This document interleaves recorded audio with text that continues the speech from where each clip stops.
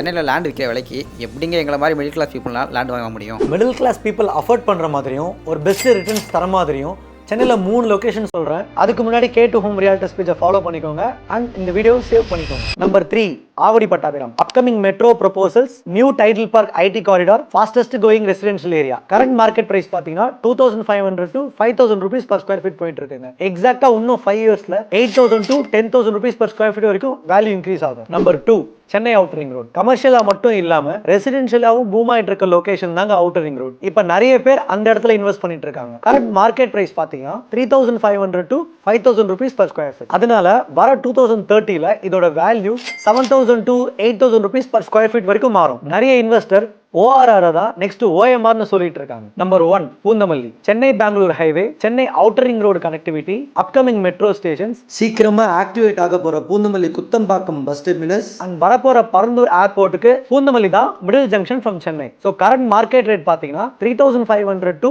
6000 rupees per square feet போயிட்டு இருக்குங்க. எக்ஸாக்டா ஃப்ரம் 5 இயர்ஸ், அதாவது 2030ல 8000 to 10000 rupees per square feet வரைக்கும் வேல்யூ இன்க்ரீஸ் ஆகும். ஸோ ஆவரேஜ் பட்ஜெட்ல இன்வெஸ்ட் பண்ணி டபுள் த ரிட்டர்ன்ஸ் பண்ணணும்னா இந்த 3 லொகேஷன் தான் the best place. இப்போ நான் சொன்ன இந்த 3 லொகேஷன்ல பிளாட் பர்ச்சேஸ் பண்ணலாம் நினைச்சிட்டு இருக்கீங்களா? அப்போ உடனே நம்ம பேஜை ஃபாலோ பண்ணிட்டு கமெண்ட்ல பெஸ்ட்னு டைப் பண்ணுங்க. நான் உங்களை பர்சனலா கைட் பண்றேன்.